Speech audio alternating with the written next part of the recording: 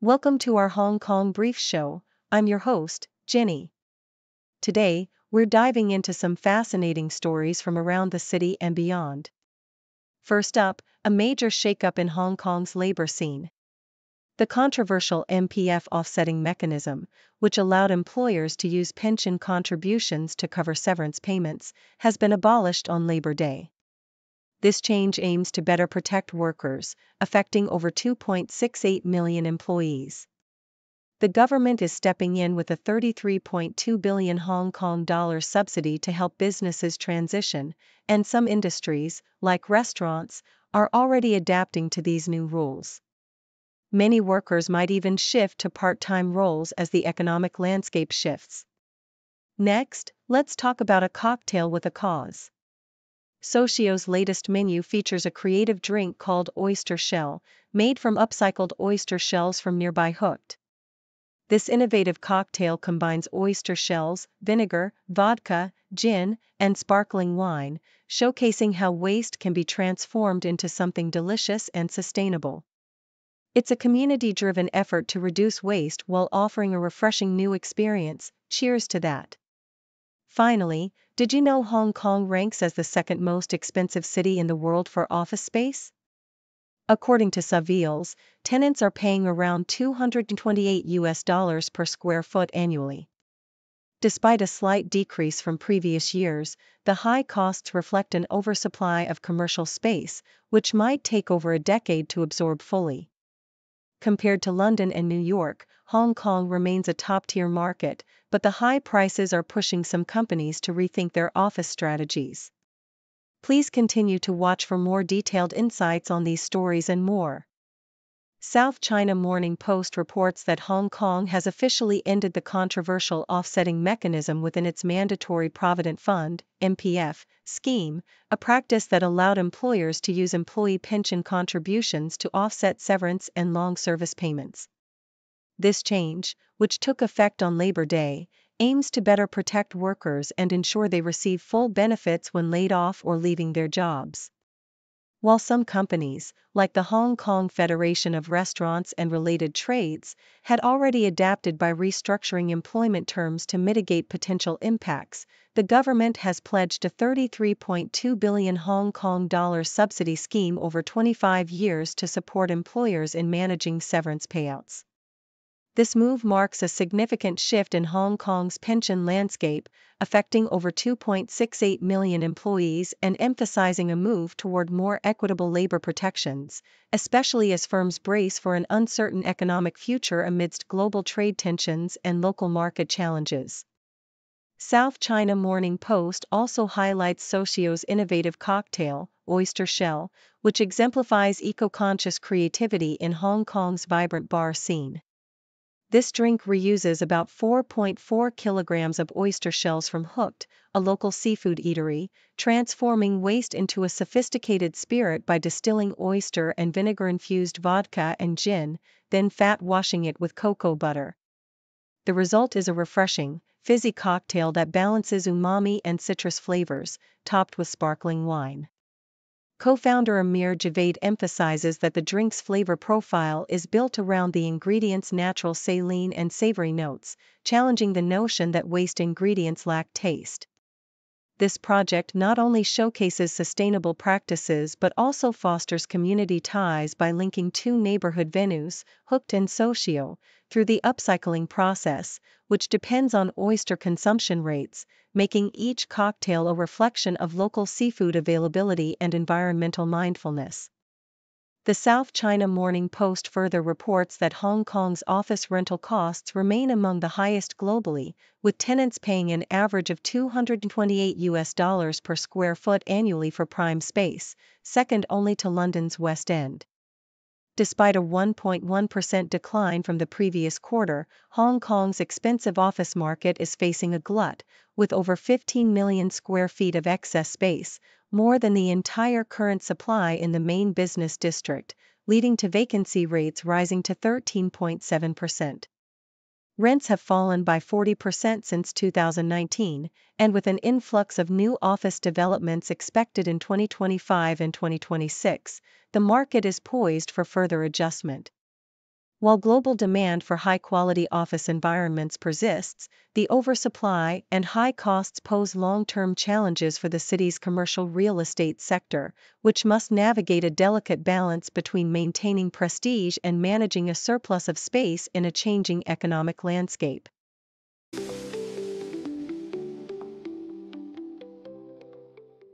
South China Morning Post vividly depicts the grueling reality faced by Hong Kong's food delivery workers, exemplified by Sunny Wasim, who endures over 12 hours daily under the blazing sun, battling exhaustion, dehydration, and heat-related illnesses. Despite their physical suffering, these riders are caught in a relentless system that penalizes them for taking necessary breaks, risking their health to maintain income and job status. Greenpeace's survey highlights that over 80% of ethnic minority delivery workers suffer heat-related health issues, emphasizing the urgent need for better protections such as heat-resistant clothing, rest stations, and fairer policies. Companies like Foodpanda and Kita claim to offer flexibility and safety, but workers' testimonies reveal a stark contrast, where fear of demotion or income loss discourages breaks, leaving riders to fend for themselves amid extreme weather conditions. South China Morning Post discusses the challenges Hong Kong faces in regulating ride-hailing platforms, drawing lessons from the US, UK, and Singapore. The article underscores the importance of establishing clear legal statuses for these services, particularly regarding insurance and employment rights, citing California's model of mandatory additional insurance for drivers and the UK's recognition of Uber drivers as workers entitled to minimum wages and benefits. It stresses that a balanced regulatory framework must ensure coexistence with traditional taxis, as seen in Singapore's market segmentation, to prevent unhealthy competition and promote safety. The Hong Kong government's move toward regulation is timely, but the article warns that defining the legal relationship between drivers and platforms and providing driver protections are critical steps that will determine the success of integrating ride-hailing into the city's transport network.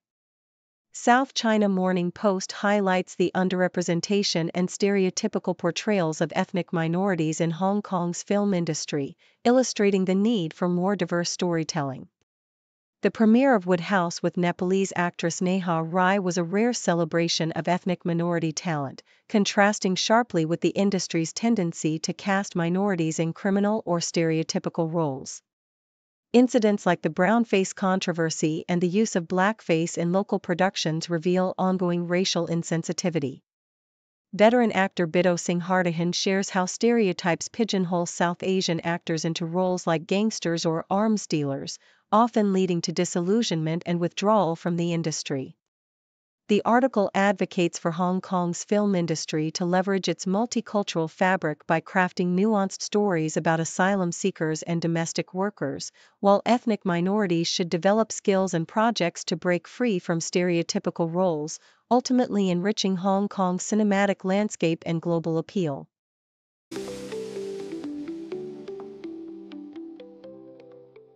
CNN reports on Singapore's beloved pandan chiffon cake, a vibrant green, spongy delicacy that has become a cultural icon and a global phenomenon. Originating from Indonesia's Moluccas Islands and popularized in Singapore since the 1970s, the cake's subtle grassy vanilla flavor and eye-catching color have made it a staple in local bakeries and upscale restaurants alike. The family behind Bengawan Solo, a family-owned bakery founded in 1979, played a pivotal role in elevating pandan chiffon cake to national fame, leveraging word-of-mouth and celebrity endorsements, including visits from Mandopop star JJ Lin and Taiwanese superstar Jay Chou. With over 85,000 cakes sold last year and a revenue of approximately $57 million, the bakery now looks beyond Singapore's borders, especially at the bustling Changi Airport, where more than half of its sales come from travelers, notably from Hong Kong, Taiwan, and Korea.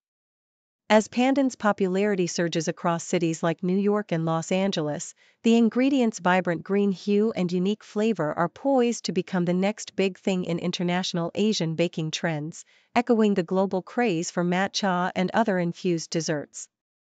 South China Morning Post highlights the festive and cultural allure of Hong Kong's Golden Week, a 5-day Labor Day holiday that draws nearly 840,000 mainland Chinese visitors eager to indulge in local traditions and social media-driven trends.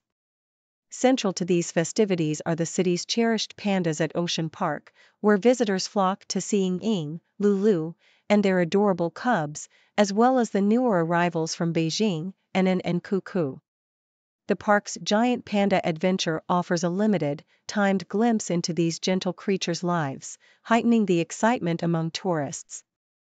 Meanwhile, the Chung Chao Bun Festival, with its centuries-old Taoist origins, has gained renewed prominence thanks to social media promotion, featuring a week-long celebration of vegetarianism, vibrant parades, bun scrambling contests, and dazzling drone shows illuminating the night sky with images of bun towers and traditional motifs.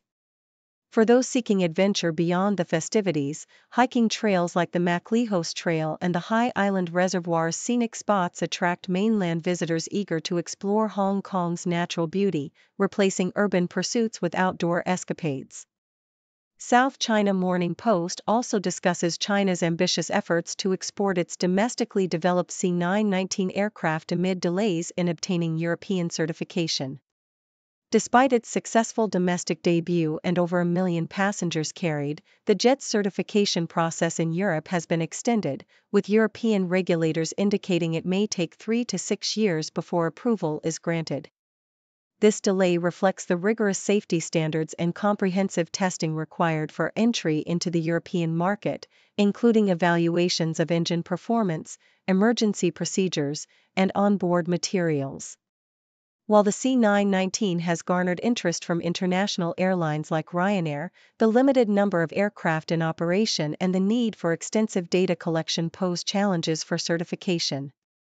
Nonetheless, industry experts remain optimistic about its prospects, asserting that China's homegrown jet is comparable to Airbus and Boeing's offerings and that the certification process, though lengthy, will ultimately validate its safety and reliability for global commercial use.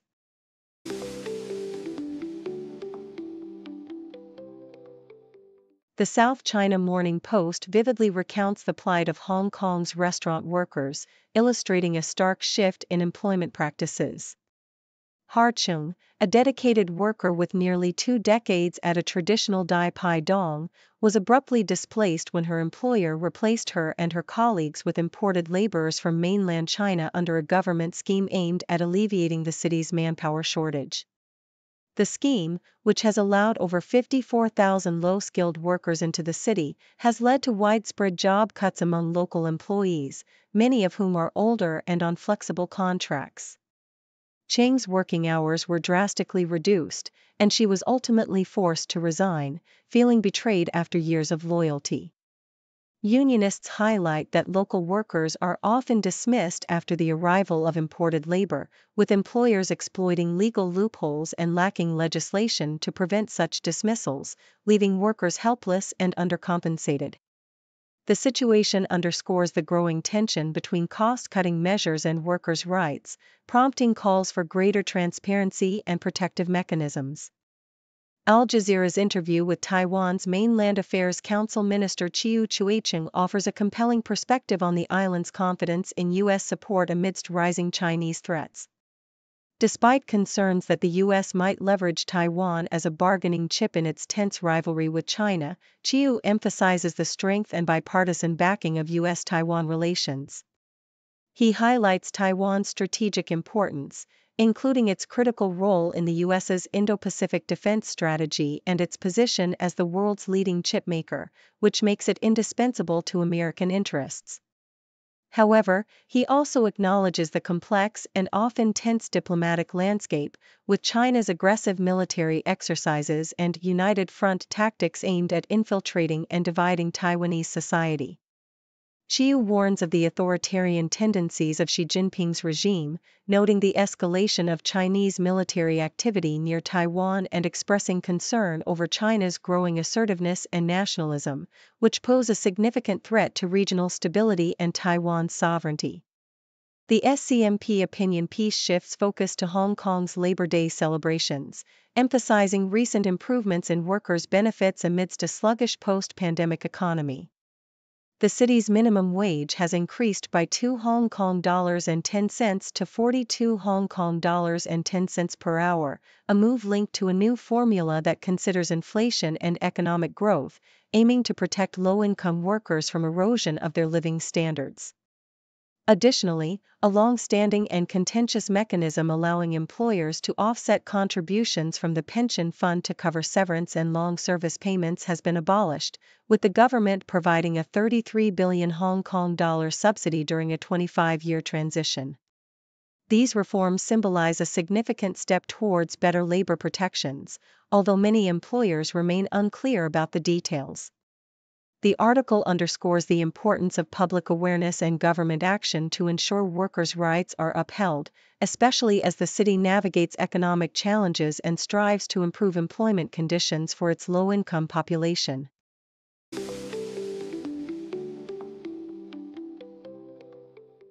South China Morning Post reports that former NBA superstar Derrick Rose is set to play for the Yao Foundation in a charity game in China this August, during his visit to Hong Kong. Rose, who has traveled through Guangzhou, Hangzhou, Chengdu, and Shanghai, met with basketball legend Yao Ming in Shanghai, and expressed willingness to participate in the event if Yao desires. Rose, also a chess enthusiast, is collaborating with Yao to organize a chess tournament in Shenzhen, demonstrating his multifaceted interests beyond basketball. The upcoming charity match is expected to be held in Hangzhou, following last year's event in Hong Kong. Rose's illustrious NBA career began with the Chicago Bulls, where he earned Rookie of the Year honors in 2009 and was a three-time All-Star, before playing for several teams after being traded in 2016 and retiring last September. Despite his achievements, Rose prefers to focus on his logo rather than a statue, emphasizing his unique identity and humility. He also shared insights on confidence and dedication with young Hong Kong players, urging them to believe in their abilities and work hard, likening the relationship with basketball to a romantic one with his son. BBC reports from Yiwu, China, where toy seller Hu Tianxiang boldly declares, "We don't care about sales to the United States," exemplifying a resilient and defiant attitude among Chinese exporters amid the US-China trade tensions. Despite facing tariffs as high as 245%, Hu and others in the world's largest wholesale market have pivoted their focus away from the US, instead expanding into markets in South America and the Middle East, asserting that they are now rich and no longer reliant on American buyers. This shift reflects a broader national narrative of Chinese resilience, with propaganda emphasizing innovation and diplomacy over the uncertainty of Trump's trade policies. U.S. toy businesses, like Los Angeles-based Loyal Subjects owner Jonathan Cathy, warn that tariffs threaten to devastate their supply chains, potentially causing industry collapse. Meanwhile, the U.S. remains heavily dependent on Chinese manufacturing for a vast array of goods, with retailers warning of higher prices and empty shelves during the holiday season. Amidst the trade war, China is actively diversifying its trade relationships, with traders learning new languages and exploring markets across Africa, Latin America, and the Middle East, signaling a strategic shift that aims to reduce reliance on the U.S. and bolster economic resilience in the face of ongoing geopolitical tensions. Thank you for tuning in. The content above showcases the latest briefing reports and analytical synopses, thoughtfully curated by the 6Do team. These insights stem from a wide array of reputable media outlets, think tanks, government sources, and specialized experts worldwide. We encourage you to explore these sources for a comprehensive perspective. Keep in mind that while the content may not always align with the official standpoint of 6Do Brief, it's not meant to be taken as absolute directives for decision-making. Comprising seasoned media professionals, learned scholars, and accomplished scientists, the 6Do team embodies a trailblazing, fully independent media entity. To customize 6Do Brief to meet your professional needs, you have the option to subscribe to a diverse array of briefings on our website, 6dobrief.com. Regardless of your location, you can conveniently receive 6Do Brief via email.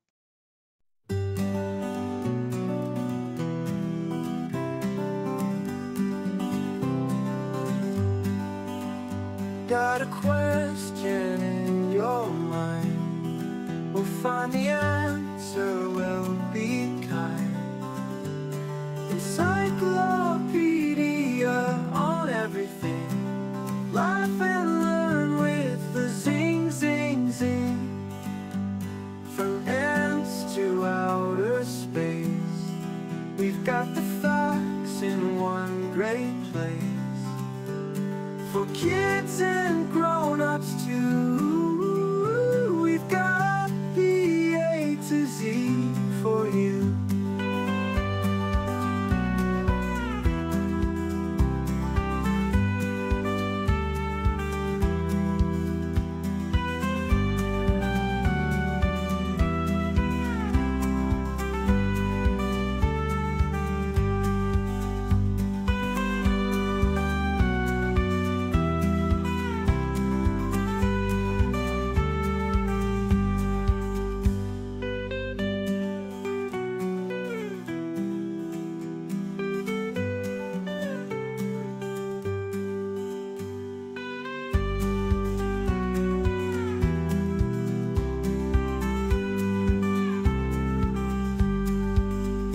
Got a question in your mind, we'll find the answer, we'll be kind.